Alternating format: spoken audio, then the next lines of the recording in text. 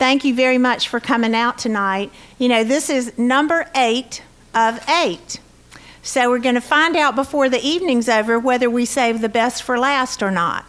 I'll let you be the ones who vote. How about that? I'm Brenda Blackburn. I'm superintendent of Berkeley County Schools, and today is my 1-year anniversary officially as your superintendent. Well, I'm going to take a deep breath because I have been lost. I have been in places that I did not believe even existed. I put 25,000 miles on an automobile in 1 year. How do you drive that many miles? Only in Berkeley County. So anyway, I'm delighted to be here with you this evening, and want to start out by recognizing just a few people who are in our audience. First of all, I'd like to ask Rick Raycroft and his team to stand. They're hosting us this evening at Hanahan High School. Thank you.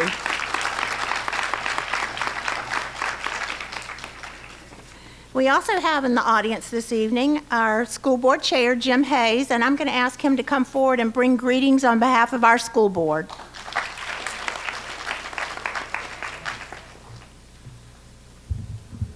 Well, she says this is number 8. I think this is number 7 for me. So, welcome. We welcome you all. We appreciate you all coming out and taking this time to attend these forums like this, because there's a lot of good information here, and I hope that when you leave here, you're going to be able to go out and spread the news of what Berkeley County Schools are doing. So on behalf of the Board of Education, I welcome you, and again, I thank you.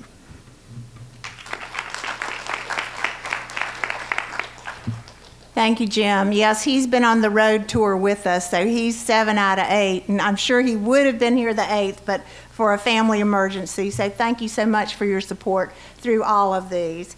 We also have in our audience this evening a city councilman from Hanahan, Dan Owens. Dan, if you would stand and be recognized. I hope I didn't miss anyone from council, did I? Okay. Would you like to stand to let us recognize you, please? Thank you so much for coming out tonight. Jeff Chandler, thank you so much. And oh gosh, you look like you're in pain. It's not painful, right? No, the worst is over. Okay, good. I'm glad to hear that. We have a candidate for school board who's running this time. As you know, Dr. Kent Murray, who served you for many years, did not elect to run this year. And so we have Michael Ramsey, who's a school board candidate with us this evening. Michael, if you'd stand and be recognized. Thank you very much. So I told you I'd driven 25,000 miles and been lost on a few dirt roads and a few paved roads and gone the wrong way on I-26 and I-526 too at one point in time. Not in the same day. That's why I counted myself as lucky. In those adventures, I'll call them adventures, I learned a lot of things from you all. In fact, when I arrived in the county, I told you that my mantra would be listen and learn. One of the things my dad told me was that I had 2 ears and 1 mouth for a very good reason. And that's because I was supposed to do a lot more listening than talking, and that was kind of the rule at my house. So I want to tell you a little bit about what I found out in those 25,000 miles. I found differences in every area. In Cross, in Timberland, in St. Stephen, in Hanahan, in Goose Creek, Cane Bay, everywhere I went, there were things that were different. But there were some things that were very similar, and that's what I want to share with you, because I've been very focused on something that I call One Berkeley. Because as I arrived in the county, lots of people said there are 2 counties here. There's the rural county, and then there's the more suburban and growing part of the county. And so one of the things that I would like to try to do, and I've focused on, is to try to create an alliance around the things that we have in common, because we really have much more in common than we have that are different. So here's some of the things I found.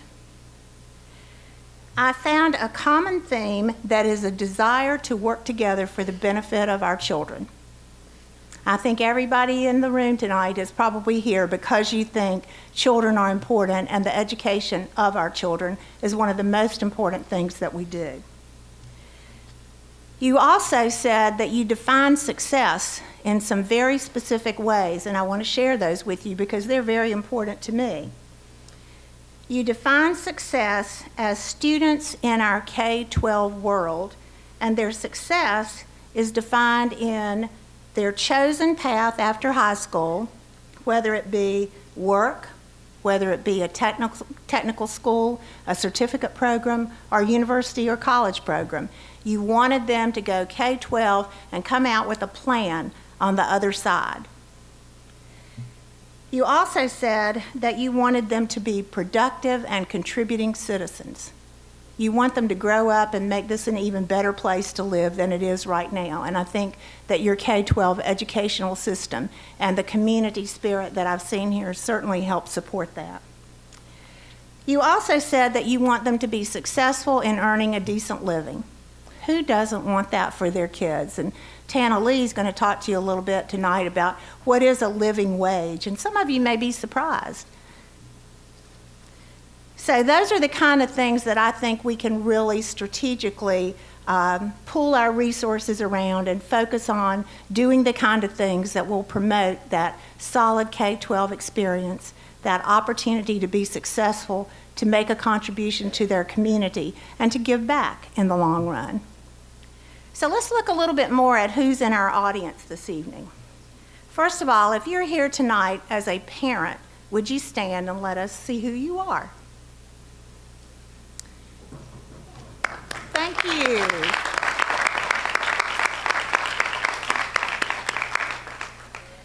If you are here as an interested member of the community at large, would you stand? Thank you very much.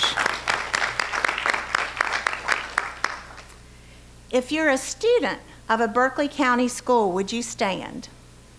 I know there were some outside. Yay! We hope you'll ask some questions tonight also, because you ask really great questions. I've found that out from some of the other forums. If you're a BCSD employee, would you please stand? Great.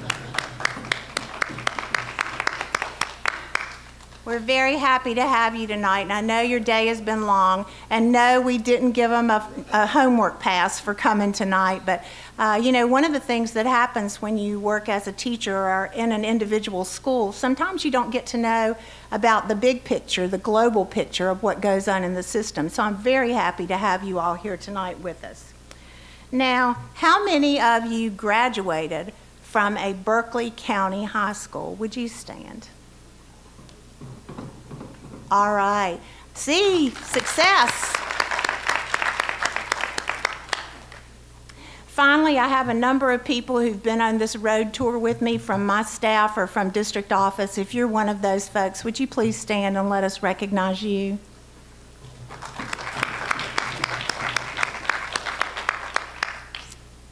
Thank you again. We're delighted to have each and every one of you here.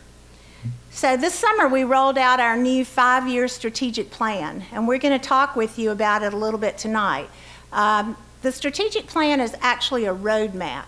You know, they say if you fail to plan, you plan to fail. So we have what we think is a very vibrant and ambitious strategic plan, and you'll see some of the things that we have set as priorities in that strategic plan in the conversation that we have tonight. It includes safety, includes academic achievement, includes school climate, includes fiscal responsibility. I left out one, but you'll forgive me. I'll remember it later on. So this plan includes in it some of the things that you told me that you wanted to see happen when I was out on the listening and learn tour.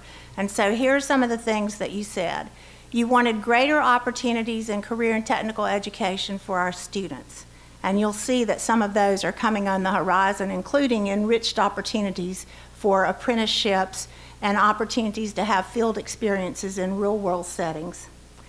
You told me that you wanted to have the addition of leadership in the Instruction and Accountability Division, and we added this year 2 folks in the Instruction and Accountability Division this year to bring the voice of the principal and the voice of recent school experience into the decision-making around student achievement and instruction and accountability. You said you wanted us to make information more available. We started with the website. How many of you have been to our website lately? It is so much easier to navigate, and so we profited from the things that you said when we were out on the tours last fall. You said to hire the very best teachers that I could, and some of them are in the room this year. We actually hired 400, almost 400 teachers new to Berkeley County this year. A lot of that is because of growth, but then the major portion of it is because people come and go, they move, they go follow their husbands or their wives to other careers, and then we have a lot of baby boomers.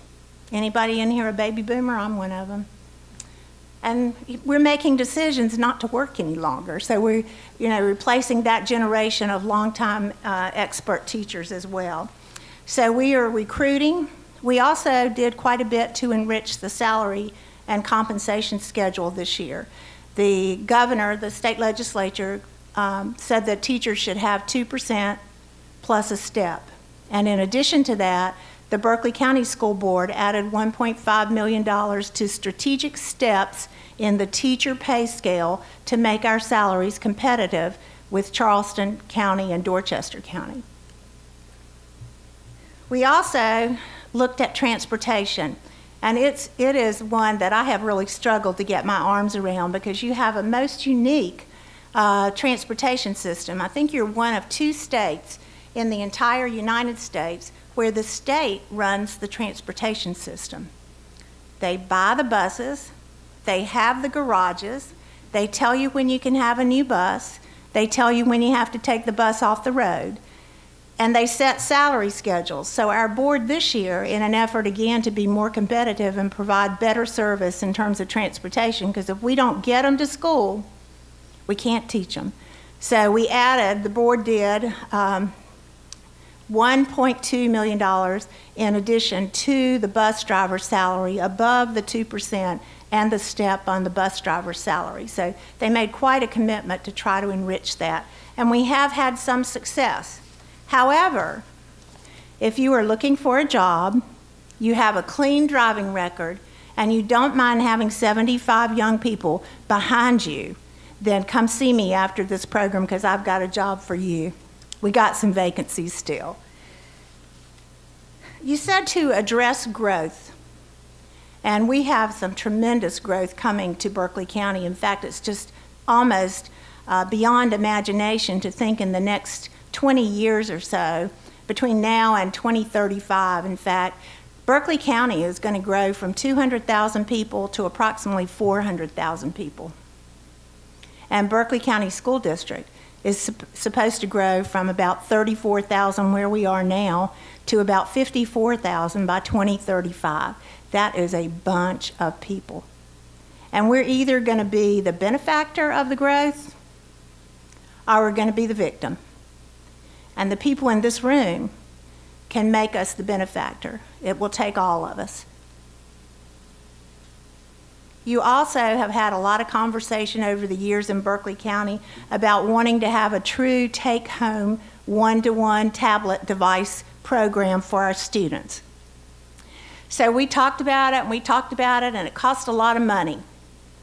So our instructional technology person, Diane Driggers, and our finance person, Brantley Thomas, put their heads together and came up with a way that we could kind of redo how we were spending money and begin the first year of a 3-year plan to have a take-home device program throughout Berkeley County without any additional monetary expenditures. So this year, 23 of our schools, the students are taking Chromebooks home with them. And in those 23 schools, we also issued the teachers in those schools a tablet or a portable device also. So why do we think it's important? It is the way of the world today.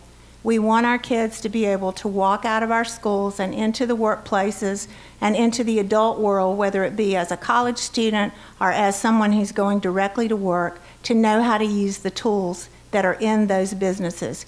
And you cannot work anywhere without having a little bit of a contact with electronic devices these days. And it's going to be even more so as we continue to move forward with these young people. So we want them to have that experience. The other thing is that we have the generation that's tech savvy, and they like to learn using interactive devices. So we are working to enhance our instruction so that we support engaging students in activities that are instructional, but that are also supported by electronic media. So it's been a big focus for us. So that's kind of what you told me. And there's a lot more, and I've got a lot more to talk about, and so do the people who are going to be speaking with you this evening. So I'm not going to take any longer. The program is planned tonight to be about a 20-minute presentation, and then we'll stay and answer questions as long as you want to ask them. So I'm going to stop at this point and ask Dr. Kevin O'Gorman, who's our Chief Academic Officer, to start the presentation. Thank you so much.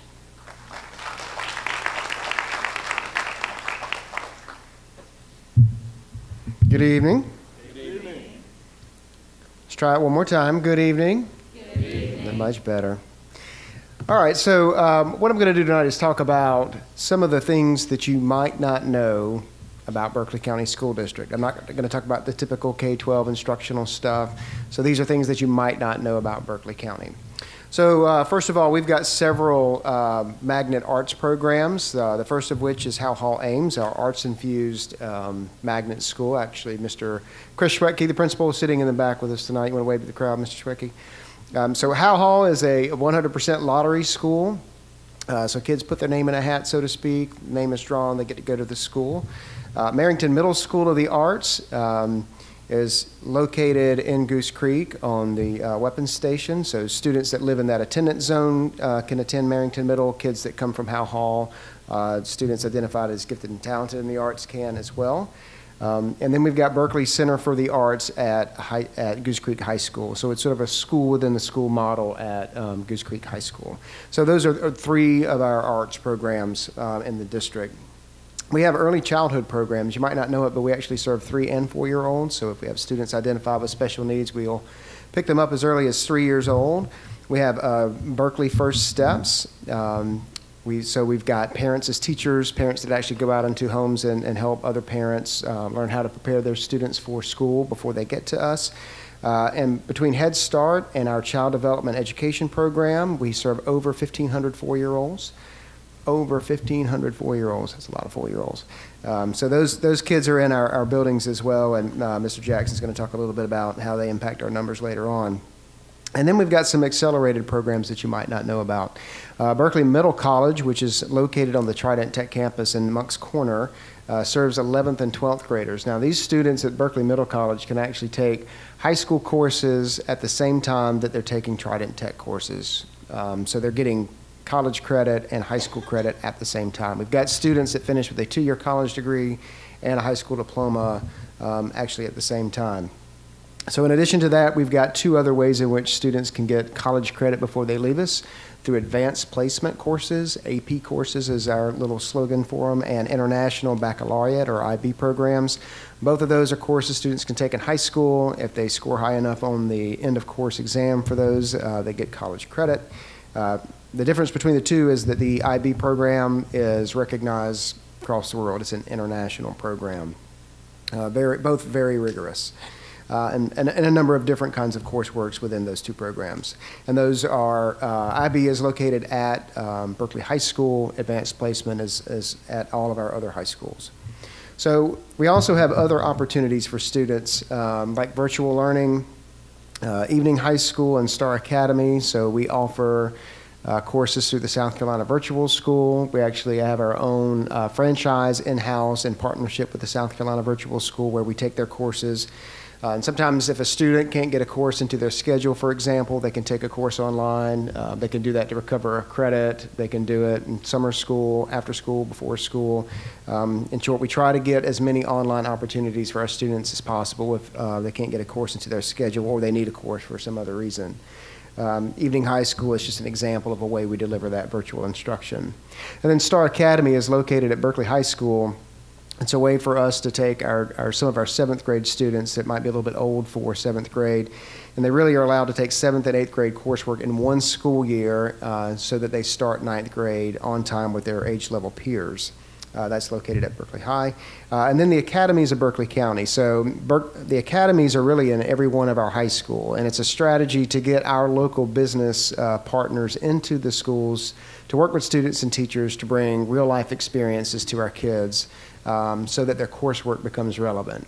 If you were like me, you sat in a high school Algebra 1 class or English 1 class, and you're thinking, why am I going to need this in the real world? So we really need the business folks to come in and help us make that content relevant for our students. So we also opened 2 STEAM schools this year, Philip Simmons Elementary and Philip Simmons Middle. Those were brand new schools. Cainhoy was also a part of this initiative, but that's not a brand new school, but they were trained alongside those teachers. STEAM stands for Science, Technology, Engineering, Arts, and Math. And all those are STEAM-specific schools. We do STEAM training for our teachers across the entire district. And a lot of folks ask this question, so don't you teach science, technology, engineering, arts, and math in your other schools? Yes, we do. The difference for STEAM is that you bring local, relevant problems into the classroom for students to use for content. So, for example, you look at regional issues. So Hurricane Matthew came through. As you all know, Edisto Beach was pretty much buried. So students might have a lesson using math or English or whatever specific to the problems that were on Edisto Island or any other thing that might be local. And so those will be ongoing. Okay, so the next slides, these are really bragging points, if you will, some things that you might not know that are highlights in the district. So for the first time, we got an excellent rating on our state report card in 2014. Very proud of that. Our graduation rate's the highest it's ever been in 2015 at 83.8.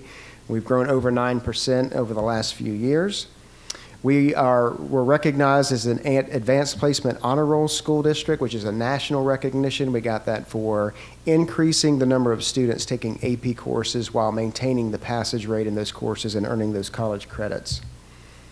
We have 4 national Blue Ribbon schools: Hanahan Elementary, Hanahan Middle, Marrington Middle, and Howell Hall Ames. So again, national recognition for those schools. 89.4% of our 11th graders were identified as career ready based on the Work Keys assessment. So last year was the first year that all of our 11th graders, actually 2 years ago now. So we've got 2 years of data for Work Keys where all 11th graders took that Work Keys assessment. Again, that's a nationally recognized test. Kids can walk out with a certificate that says they're qualified for X number of jobs that are on the market. They can walk onto the workforce and say, I took the Work Keys assessment, here's my score, I'm qualified for these jobs that you have on your location. In the last year and a half, we've signed on 70 new business partners. We've got more than that that are working with our academies of Berkeley County. Very proud of that. Tana Lee, where did Tana go? Hey, right up front. Tana's our Director of Career and Technology Education. She's going to talk a little bit more about some of those partnerships later on and how we're helping prepare our kids for the workforce. 2 of our high schools, Cane Bay High School and Goose Creek High School, have 2 student-run credit unions through Heritage Trust Federal Credit Union. So you can walk into these high schools and there's actually a functioning credit union in the school itself. And those kids go through the same training that the other Heritage Trust employees do out in the real world, so to speak. We also had a law enforcement academy. This is a very unique partnership with the Berkeley County Sheriff's Department at Cane Bay High School. So our kids are working with the Sheriff's Department through that law enforcement academy. Pretty cool stuff. Okay, something else you might not know. This is about South Carolina. So there are 83 districts in South Carolina. All right, 83 districts, and that varies a little bit from year to year, but typically it's about 83. Sometimes districts consolidate or separate, and that ends up being more or less by 1 or 2. So each one of these little caps represents a school district in South Carolina. Academically, we rank 24th in the state out of 83. Not bad. And that includes a score including everything from science, social studies, ELA, and math from grades 3 all the way through high school. They look at graduation rate, end of course exams, things of that nature, and that's how we get that score. However, when you look at how much money we spend per pupil, so how much money we spend per pupil, we actually rank 67th out of 83. So that's a pretty good bang for your buck when you look at the accolades our kids are getting academically. So again, 24th academically, 67th. Now here's the other. If you go and you look on a national level, in South Carolina, we actually spend less per student than most other states. And then here in Berkeley County, you can see that we've got very few districts that spend less than we do per student. So we're pretty proud of the academic achievement we've got based on how much money we're spending per student. So I'm going to turn this over to Ms. Lee. She's going to talk about the national labor force, what's out there, the job market, what's here locally, and how we're preparing our students for those jobs. Good evening. Good evening. Now, I'm always excited to speak, and I got really excited when I saw the students were in the audience. And I know there was another group that's in this audience that I want to be sure we recognize so I know who I'm speaking to. Are our counselors here tonight? Yeah, raise your hands. We've got some counselors here. Those are important folks. I want to make sure you guys know who they are. So how many of you have ever heard of TED Talks before? Well, TED Talks, one of them was about Apple computers. And with Apple computers, you know, they're very successful. There's a reason. They sell the why. So I'm going to sell you on the why it's important for us to have career and technical programs in the schools.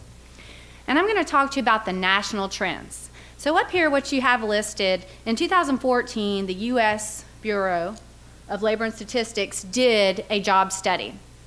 And I took out the top 6 from the top 21 jobs, just to give you an idea of these salaries. Now, across the United States, the median, which is that middle salary, was $35,540. I want you to look at these salaries up here. Those don't look like the median salary across the U.S., right? But if you look at how we could categorize these jobs, you'll see that we can put them into 3 different sector areas. So general and operations managers, those are pretty much manufacturing type jobs. Would you agree? So we have software, computer systems, and accountants. Those are IT-based jobs. Now we know that a lot of accounting is automated. And then you have your physicians and registered nurses. So those are healthcare-related jobs. I want you to think about the 3 areas I just talked about, because now we're going to talk about, in our region, locally, what does the job market look like? How does that look? So in 2014, the Charleston Metro Chamber did what's called the Talent Demand Study. And they gave us some data, and they listed the 3 major sectors. We had so much growth between 2014 and 2016, they redid the study. They wanted to be sure we were absolutely certain of where the job market was in our area because we were growing incrementally. So if you look, guess where the 3 areas are? Medical, production, which is manufacturing, and then software and IT. And I want to point out some salaries, which is why I have to bring my paper up here. So if you look at these salaries, medical secretaries, so I'm talking about entry-level beginning jobs that our students could qualify for when they leave us in high school.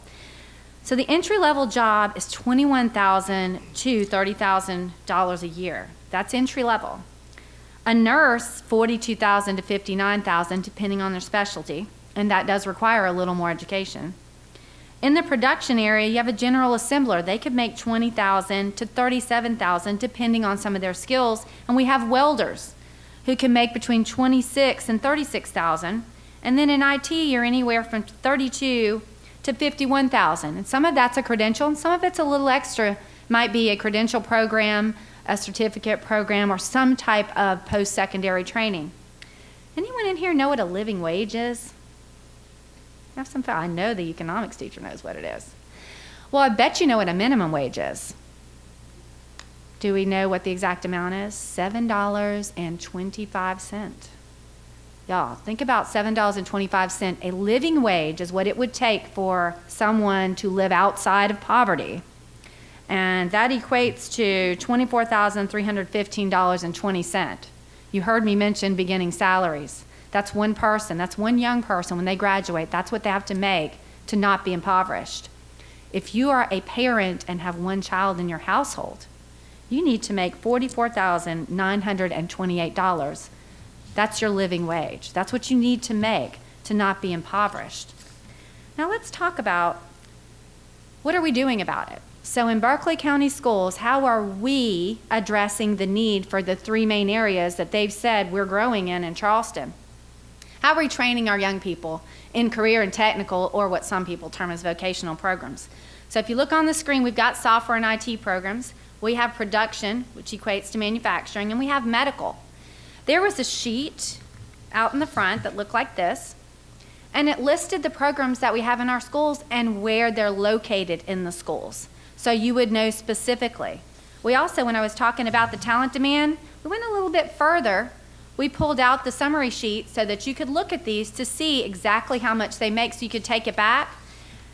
And then I want you to think about what these programs are. So next to the programs are listed credentials. The credentials are what we support in our schools. We pay for with Perkins funds. And I have some teachers here who offer these credentials right here at Hanahan. Ms. Sparkman, I believe Mr. Gant was close by. So we offer Adobe credentials right here in the school, where our students take Adobe and Microsoft Office Specialist. And these students have the ability to go into a program at Trident where they may not have to take a course because they've already mastered what they've learned. They may be able to go to an employer. You heard Dr. Gorman speak of work keys. They can take that work keys and this credential, and they are more than qualified than someone else, so they get top priority when hiring. So we're preparing them in that area, and we're also the digital corridor right here in Charleston. We're growing. In production, we have welding, we have mechatronics, we have engineering, but another area that has a transferable skill is automotive. Right here at Hanahan, we have a partnership, and we're developing even more every day with Hendrix. And I believe that we're looking at putting in students to work in Hendrix, and I think they said they were going to have 11 apprenticeship or internship opportunities coming that our students will be able to qualify for right here. In the medical area with CNA, that's a certified nursing assistant, that program exists here at Hanahan High School. The teacher not only teaches this one, but she also helps us with a summer program where kids come from other schools and they're able to take the credit class, take the certification exam as rising seniors, and they can work during their senior years as certified CNA, and they're more than prepared to either go into the workforce or go directly into college to Trident into their nursing program. So I want to show you something as I close and turn this over. I think it's appropriate to show you that in last Monday, on the 24th, there's an article about funding and growth in our schools. And the irony, the picture that they're showing, it's one of Stratford High School, Berkeley County. It's our automotive program. So they are addressing the need for funding within our programs to support the growth that we're seeing in our area. And Mr. Deion Jackson is going to talk about growth.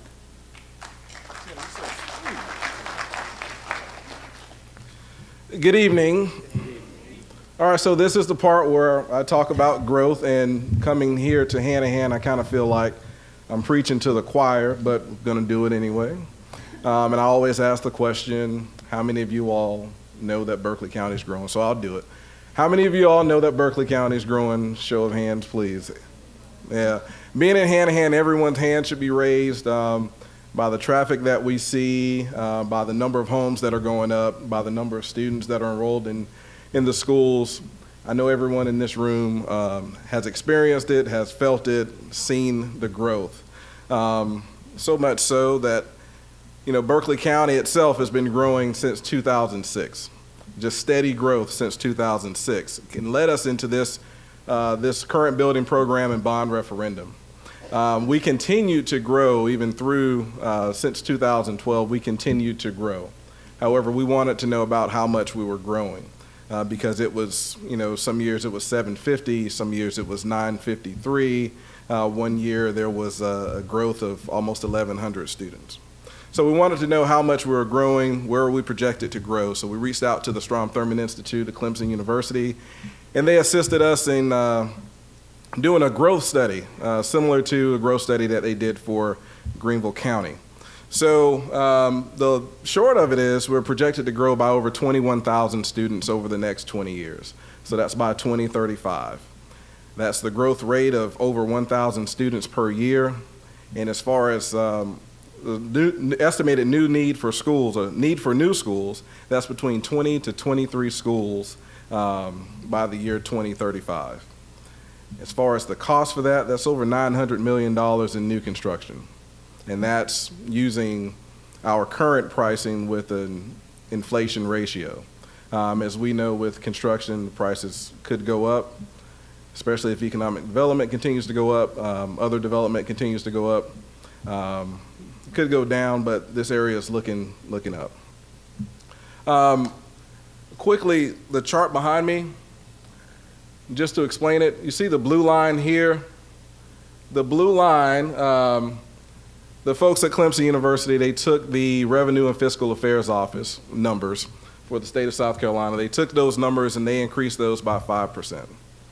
They took those same RFA numbers and they decreased those by 5%. So you have an RFA high, then you have an RFA low.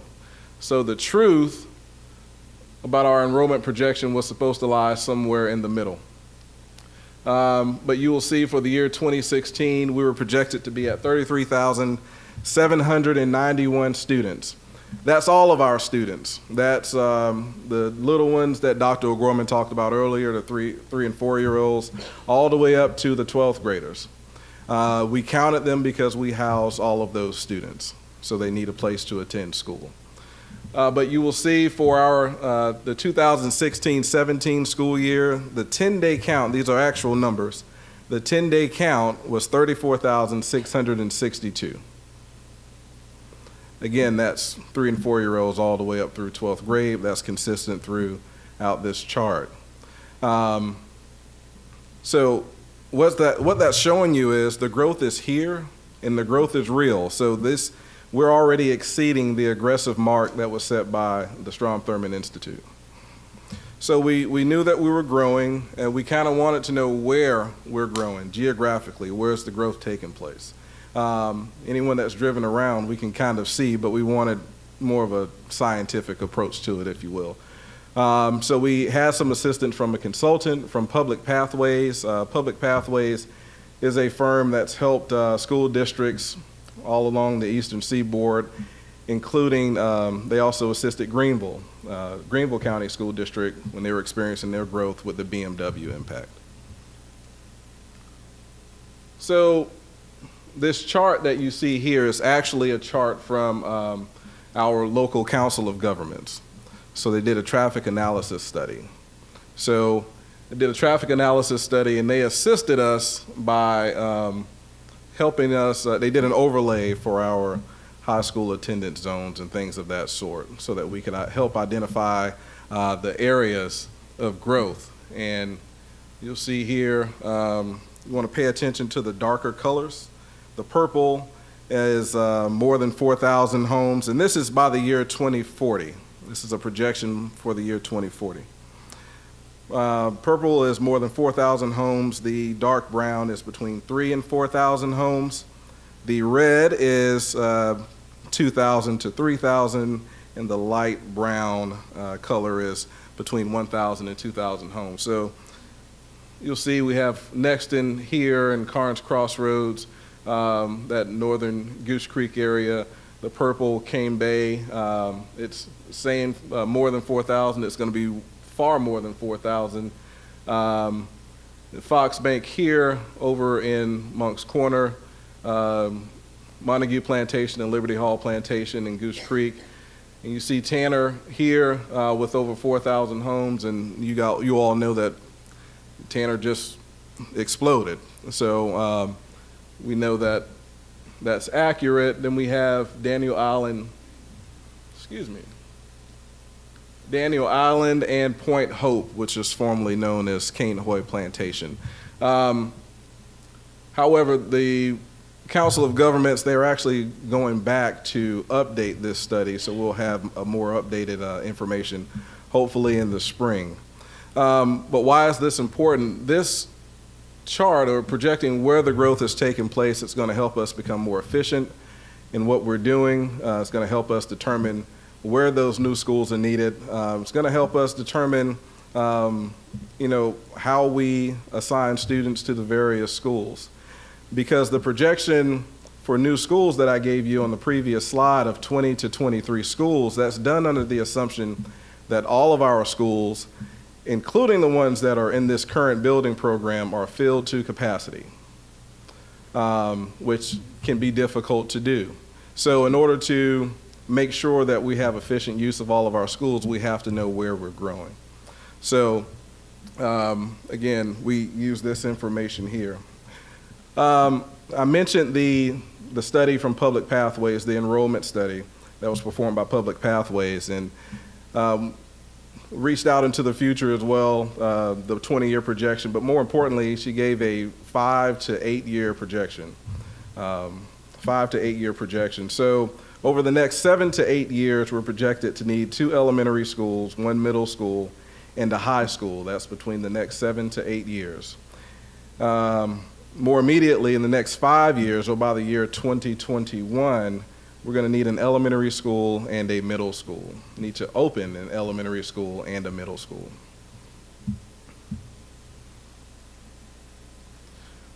This slide here is just a list of the major bond projects. So that includes your new constructions as well as your major renovations and additions. So we'll start at the top. See next in here, next in elementary school, that was completed and opened in June of 15. It wasn't open in June, it was open in August, but it was completed in June. Stratford High School, that addition was completed and opened in 2015. Cross High School, that renovation is also completed. Marrington, the addition and renovation, as well as Goose Creek High School, the addition and renovation, those are both completed, and the students are in those and enjoying those. Philip Simmons Elementary and Philip Simmons Middle School, that was completed and is opened. Philip Simmons High School is currently under construction. You see the green there. Green is always good, and it's on schedule to complete and open for August of 2017. Fox Bank Elementary and near and dear to your hearts, Bowen's Corner.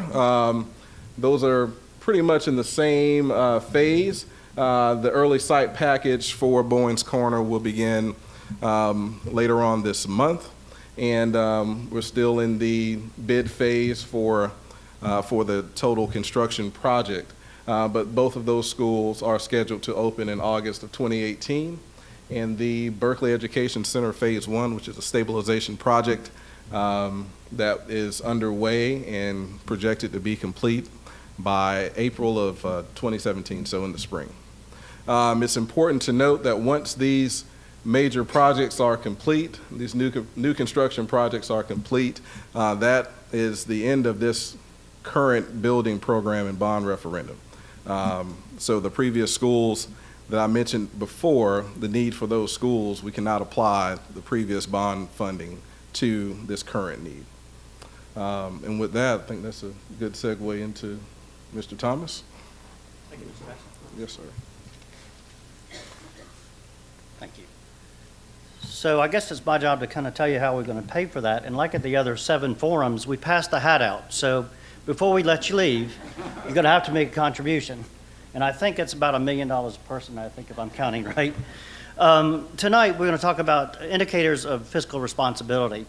Moody's, which is a national rating organization in New York, rates governmental entities like school districts and governments entities that issue regular debt or have a large debt program or a managed debt program, and they have rated Berkeley County Schools a AA2, which exceeds the U.S. median of a AA3, and they recognize strong financial position and a diverse tax base, which means manufacturing, businesses, homes, all those sorts of things combining to make a strong position for ours to build and to manage our debt. They also recognize a strong financial position, which is positive and solid. Dr. O'Gorman talked about the per student expenditure being 67th. His graphic was a lot cooler than mine. So we're going to talk about just some numbers here. The state average for that same time period was $9,791. The state median, $9,415. District like ours, $9,114, which doesn't mean necessarily our size, but demographically, free and reduced, those kinds of indicators equaling us. Berkeley County Schools, 8,513. So if you were to apply our enrollment to those different numbers to meet the state average, close to 43 million, the state median about 32 million, district like ours 20 million.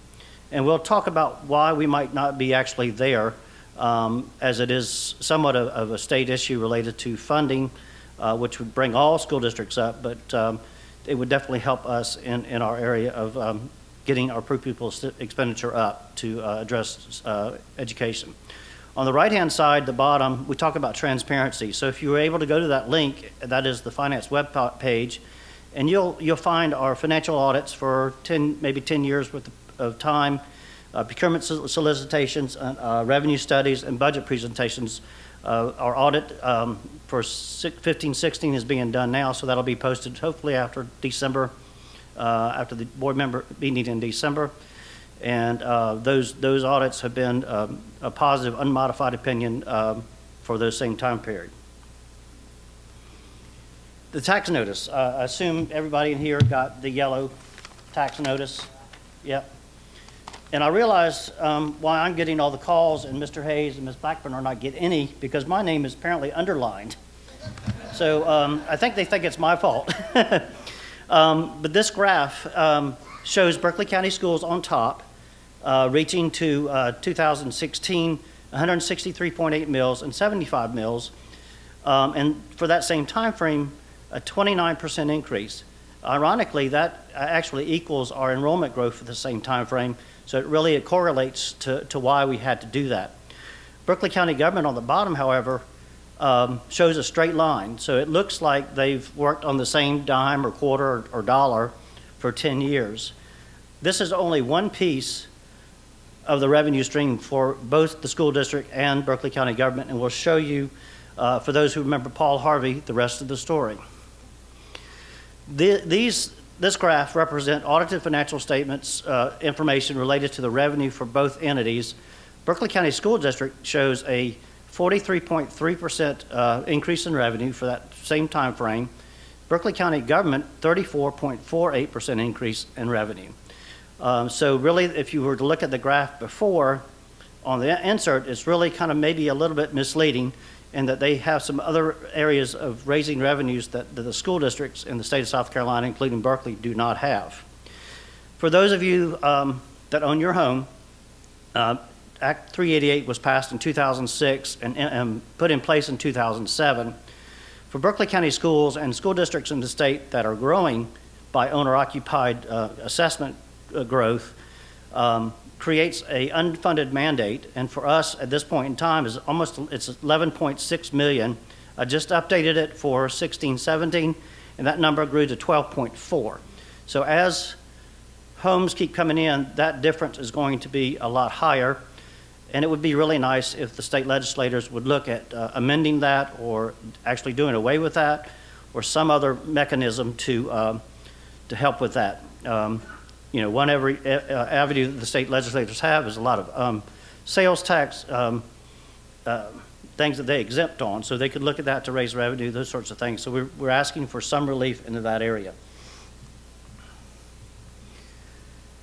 Sources of revenue. So we want to kind of show you why we're different and why maybe Berkeley County government has access to more revenue without having to raise taxes. Berkeley County School District can raise taxes, millage, as allowed by Act 388 for non-owner occupied property classifications, which means business, home, rental properties, vehicles, all those kinds of things except for your owner occupied home. Also, the state per pupil expenditure allocation is currently pre-2006-7 levels and underfunded by $19 million. So if you add the 19 to the 11, we get close to the median state expenditure if we were able to have those resources to put back into the budget. We also have fee and lieu growth. So a company comes into Berkeley County, i.e. maybe Volvo or what it might be, that raises the base for that distribution of funds between the school district and county and other allocations. However, the county controls the distribution of that fee and lieu, and in July of 15, they changed it after we had passed our budget and cost us about $600,000 in revenue reduction. Also, too, in some of the fee and lieu areas, because of maybe what the state does or the county does related to tax incentives, it might be 5 or 6 or 7 or even 8 years before you even see anything. So yet we're getting the population, but we're not getting the revenue which we need to offset what we're having to do with allocations and that sort of thing. Berkeley County government, however, has all property classifications, including owner-occupied, which, they get the increased value of that as well. They also have fee and lieu growth, and again, they control the distribution. Where they are different from us is they have access to all the sales tax options, one for transportation and one for local option sales tax. The transportation is the roads. The local option sales tax is, you may see a slight credit on your tax bill, but if you were to look at the data, that's one of the lines that they're actually able to raise revenue without raising taxes. They also have increased fees, fines, and permits, which shows the same increase as far as percentage to maybe generate revenue that where they don't have to raise taxes, where we have to. The bottom chart is just a table where just we want to bring home the point that for an owner-occupied home, property value of $200,000, you pay 0 taxes for that home. You do owe for debt service. The state legislators in 2007 were actually looking at exempting debt service, and the Moody's and the Standard & Poor's at the time basically were going to say they were going to downgrade the state of South Carolina very directly to be a very negative outlook. Business property, which might be a rental property, whatever, if you're, a 6% assessment on that property, if your value of home is $200,000, you would have to pay the general operation and the debt service as well. So you kind of see the difference, but again, bringing home the point that if you own your home, you pay no taxes for that. And ironically, I think, or philosophically, I think that's wrong, because that's where we're getting our students from, is from those owner-occupied. Berkeley County School District's value of a mill is $480,000 approximately, and for Berkeley County government, $800,000, and that difference is basically the owner-occupied avenue. Amy Murray, who's been the keeper of the PowerPoint. Thank you, sir. Thank you. Good evening. Good evening. So you've received a lot of information tonight, and I'd just like to give you a bit more. And just like Dion said, I'm probably preaching to the choir because the fact that you're here tonight shows that you are passionate about Berkeley County, about our student success, and about each and every one of our schools within the district. So nevertheless, I'd like to give you a little bit more information about how you can become even more involved in the schools within our district. So first, you can become a school partner. We encourage you to visit the schools in your area and talk to the principals, talk to Mr. Rogers, talk to Mr. Sparkman, talk to Mr. Raycroft about what they need in terms of resources, programs, and initiatives, and then become a volunteer. It's as easy as going to our website, www.bcsdschools.net, scrolling down to the lower left-hand part of the page, and then clicking on the volunteer icon. It can be as quick as 1 week, 2 weeks, but then you're ready to go. You're ready to get involved. Next, you can attend board meetings. How many people go to board meetings? Show of hands. Yeah, very involved already, see? But if you're unable to attend board meetings, we also have what's called board docs, and that's actually an online system that puts all of the information discussed at board meetings at your fingertips, so you can kind of be there without being there. You can also follow us on Twitter and like us on Facebook. And this is a big one for me because your digital fingerprint is just as important, if not more important, than you being physically at a school. The fact that you're sharing and you're liking the stories that we're posting on Facebook and Twitter means a lot. It's showing the world what Berkeley County School District is doing, what our students are doing, what they're capable of. And then finally, for more information, or if you have questions about how you can become involved in the schools in our district, please contact us.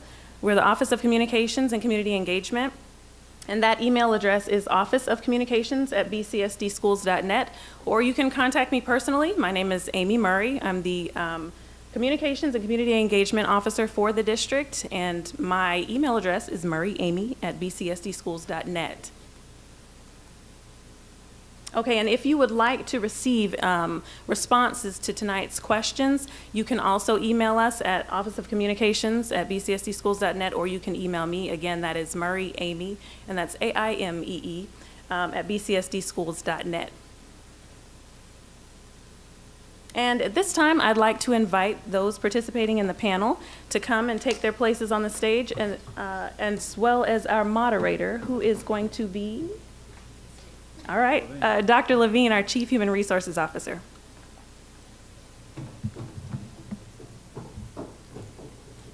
So I promised you a two-way conversation, and the recommendation came from our advanced ed visit last November. It was actually my first official act of business in Berkeley County Schools. Advanced Ed is an international accrediting agency. They visited us, they talked to lots of different folks, they looked at lots of different things, and they made some strong recommendations to us. And one was that you felt like that you heard from us, but that you didn't have an opportunity to engage in a true two-way conversation. And so one of the main purposes for this evening is to give you an opportunity for that two-way conversation. So there are question cards that were available as you came in. If you have questions, hopefully you've been jotting them down. Jess will be picking them up, and Amy at the end of your row, and we will do our best to answer your questions. After tonight's meeting, both the PowerPoint will be available online. We'll post it, and also we'll begin the process of posting the FAQ questions that we heard as we've been in 8 different places. So thank you so much. We look forward to your questions.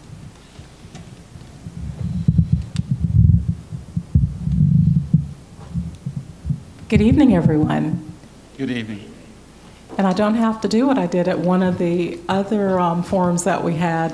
I had to threaten and say I was going to start singing because we didn't have any questions.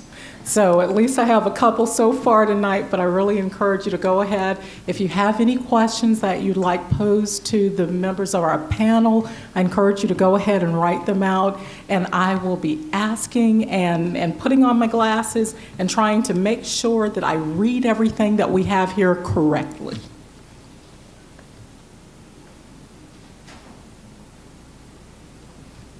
Okay, we will go ahead and get started. My first question is from Angela Hatchell. Angela, please wave at us so they can direct their response to you. Thank you, Angela.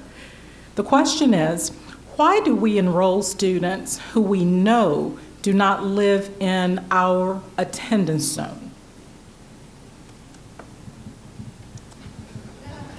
I'm not taking it. I think nobody wants to take that question. It's a very complex subject. There are students who are categorized as homeless, and we must take them by federal law. There are students who have an affidavit. For example, even students who may have been forced out of their homes due to some episode of Hurricane Matthew. They are eligible to do an affidavit and may attend a school other than the school in their home neighborhood. So it's a very technical question. We don't have a police force that goes out and looks for every student's location, examines the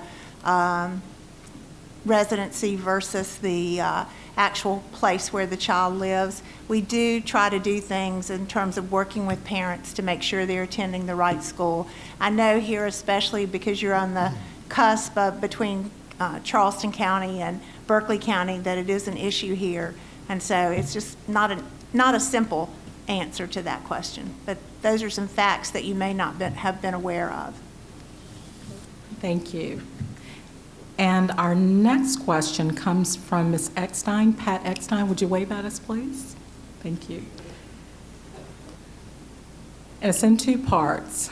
As to current capacities, please update the community as to the Bowens Corner Community School, traffic mitigation plan BCSD is proceeding with, and the opening timetable for the new school. Okay, Dion and I are going to both share in that question. I'm going to answer the part about the traffic mitigation because it's a conversation that's taken place a number of times in our boardroom. Archie Franchini and I did meet maybe about a month ago, with your mayor and with your town manager, city manager, Johnny Kreb, and we advised them that we were going to be doing a roundabout on Foster Creek Road and Williams Lane. And we asked the city to support us in two ways with that. Number one, people would think that a roundabout wouldn't require traffic supervision, but it does. It requires 2 to 4 crossing guards at each point of crossing on a roundabout. So we asked the city if they would train the crossing guards for us at no cost to the school district. And then the second thing we asked, we do intend to go before a committee that considers road improvement projects for the county. And City of Hanahan has a member on that council or on that committee, and we asked the city to consider supporting our request as one of the voting members of that committee. So we are moving in that direction, and I'll let Dion take the other two pieces of that question. The construction timetable? Yes. As far as the construction timetable, just quickly, we are in the early site package phase, so we'll start with all of the clearing and cutting of trees and things of that sort. So you should see some earth moving here late November, no later than early December. That gets the site pad ready, so that's the pad prep. During that time, we will finalize the plans to 100% and put it out for bid. And then once that happens, we'll receive all the bids and it'll get awarded to all the various subs, and we should be ready to go as soon as the site pad is prepped. So we're looking at no later than April as far as the site pad prep. So actual construction, you should see something by April. And our expectation is that school would be open for business come August of 2018, along with the Foxbank Elementary School to open simultaneously. Okay, thank you. And part 2, when Philip Simmons High School opens in August 2017, will Hanahan High School students now zoned for Goose Creek High School be allowed to transfer to Hanahan High School in August of 2017? Okay, at this time, the attendance zones that were passed by the board go into effect upon the opening of the new Bowens Corner Elementary, so that's 2018. As far as any changing of the timeline regarding the attendance lines for the students that the high school students that live in Hanahan, that has not been revisited at this time. Thank you, Mr. Jackson. Our next question comes from Karen Cook. Karen, will you wave at us, please? Thank you, Ms. Karen. The growth will create many new schools. What is the plan to continue existing schools, updates, maintenance, improvements, et cetera? I'm glad you asked that question. That's a question we hadn't received much of. If you remember my second slide, we talked about where the growth was taking place, and I also talked about the assumption that all of our schools are filled to capacity. So yes, that leads to your question, how are we going to take care of our schools, existing schools, because we need them. We do have some older schools. So the answer to that is to do a comprehensive facilities assessment plan, facilities master plan. That's everything from talk about the roofing to the building's envelope to floors to handrails to everything, HVAC systems, all of that. So to get that information, we have to complete a facilities assessment plan, a comprehensive facilities assessment plan. And then from there, we can be more strategic about our maintenance of our facilities, and we can begin to be more proactive as opposed to being reactive to systems failing or leaks and things of that sort. We'll have an approximate time frame of when we should expect to perform certain maintenance operations on our facilities. So that has come up before. We are aware that in addition to the new schools that we keep talking about, the 20 to 23 new schools, we need to take care of our existing facilities. Thank you, Mr. Jackson. Our next question comes from Dr. Charlene Zahner, I think South Carolina Media Specialist of the Year at one point. Wave at everybody, Dr. Zahner. The question is, can you share your plan to maintain the one-to-one initiative long-term? I'm happy to speak to that. Number one, I'm going to put Brantley and Diane Driggers in a room together again because they come up with great ideas.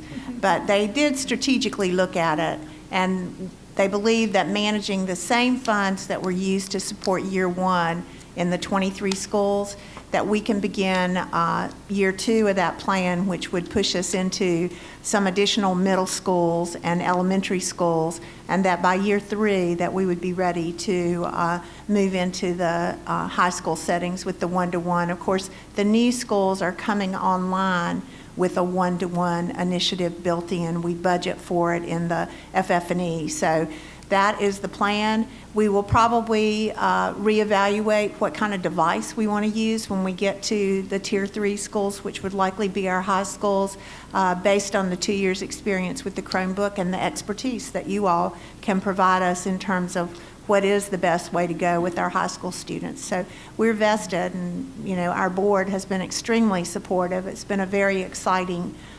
implementation, and we want to keep moving forward. Great. Thank you. Our next question is from Mev McIntosh. Mev, would you wave at us, please? I saw you back there. Also another award winner for leadership and what she's exemplified as far as her leadership skills in the district, future leader. With the decision by Berkeley County government in July 2015 to reset funding available to Berkeley County School District, how are members of the school board and school district working with county council to partner for the benefit of all students in our county and schools?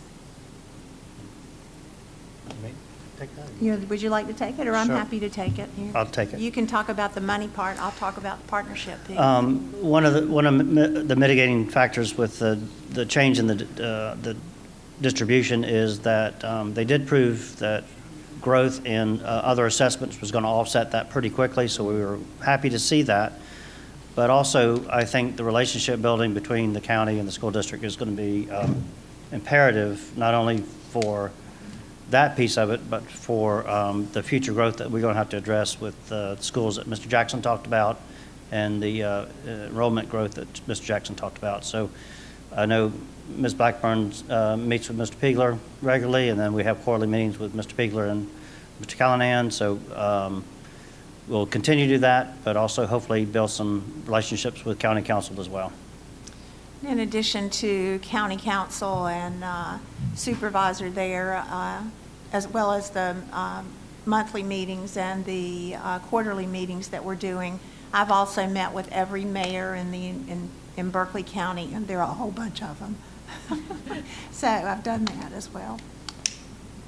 All right, thank you. Our next question is about Goose Creek High School. And it indicates that Goose Creek was promised a certain number of classrooms, but that number of classrooms, the number was not included in the actual renovation, and teachers are floating. And the question is, what is being done at this point to make sure that the other projects that are being done right now are built to specifications? All right, so that, to be honest with you, that was not a question I was expecting from this crowd. However, we'll do it in two parts. We'll talk about the Goose Creek project, and we'll talk about future projects. All right, so with regard to the Goose Creek project, the Goose Creek project was established and, I guess, preliminarily planned during a time, what was it, 2013, 2014. So that was before things took off as far as development-wise, construction-wise. What we ran into during that time was a change in the market, in the labor market. So a lot of the construction projects picked up. Boeing started to expand. We had a lot of road projects. Berkeley County Dorchester County and Charleston County were all in referendum and building phases. So that was a lot of construction going on at one time. So it was a matter of supply and demand. The labor market sets the market, and the price increased. So that's pretty much what we ran into. So those sets of plans that you referred to is it was done in phases, and it was listed as an alternate bid item. So that's in short. As far as what we're doing now to guarantee is, we're trying to get all the parties involved using our IPD process, our integrated project delivery method, get all of our parties involved, the end users, community, as well as district office folks, the architects and contractors, and set a solid plan. Our contractor helps us, assist us in value engineering and getting the biggest bang for our buck, so that we're able to provide everything that we need at a reasonable price. And then we try to move on as quickly as possible, establish a GMP, a guaranteed maximum pricing, and that freezes everything for us. So we know how much we have to spend based on the plans that we have. Okay. Thank you, Mr. Jackson. Our next question is from Mr. Willis Sanders. He's now with the Berkeley Electric Co-op. Wave at everybody, Mr. Sanders. And the question is, are plans being developed to collaborate with other agencies, county government, tri-county, metro, et cetera, to address the rapid growth and funding to support it? Well, that's a two or threefold question, but yes, we are actively members of the Metro Chamber. We're very active with the Berkeley Chamber. We're obviously active with local business and industry, not only through our career and technical education programs, but through the relationships that we develop in creating those partnerships. Again, we are reaching out to county council members. We have outreach to our state elected officials as well as our local mayors and citizens. And part of what we're doing today is hopefully engaging you in that conversation about how it's going to take all of us to continue to make Berkeley County a great place to teach and a great place to learn, and a real asset to the community, because we will not be able to do it without the grassroots support that we can build in these kind of meetings. I'd also like to add, Dr. O'Gorman mentioned one of the lowest funded states in the country, and part of that is a lot of all these exemptions that the state allows for sales tax and other things. So it's supporting the state legislators in revamping that. I'm also part of a state committee on education finance reform, and so we're hoping that will move forward in the next couple of years. And if you read the article that Tana talked about, I mentioned in that I think the state of South Carolina doesn't thinks public education is an economic development tool, and until they do that, I think they really, we won't get any better until they do that. Okay. Thank you, Mr. Thomas. Our next question is from Mariel Saudet. Can you wave at us? Did I pronounce your name correctly? No, but it's okay. It's Mar- a really hard name. Okay, Mariel. We could go, Mariel, we'll go with that one then. And her question is, how do we get our students who aren't as strong academically, referring to our students who may have special needs or our English language learners, into vocational programs when they don't have the high achieving indicators but possess the work skills? I think that's a twofold question. And we're lucky to have Kelly with us tonight.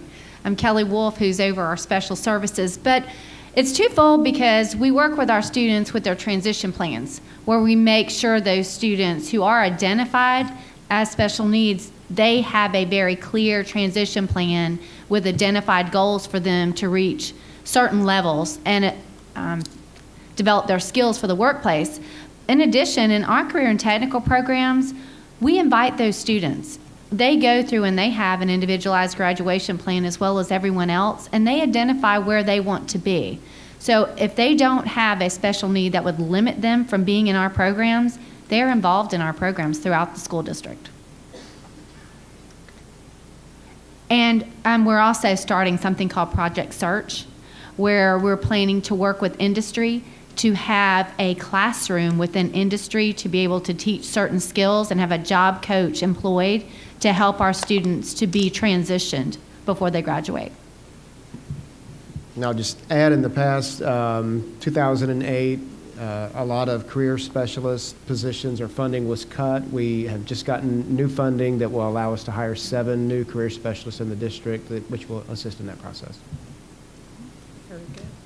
Thank you. And that was our final question. So now at this time, I'll turn it back over to Superintendent Blackburn for our final words. Thank you very much, Glenda.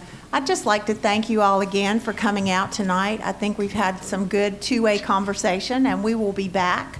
And please, if you're interested in the PowerPoint, we will post it to the website, and we'll do summaries of all the questions that we've answered over the 8 tours. And again, we are all in the district email, and we all have phone numbers, and we do routinely try to communicate when you reach out to us. So please use all the channels.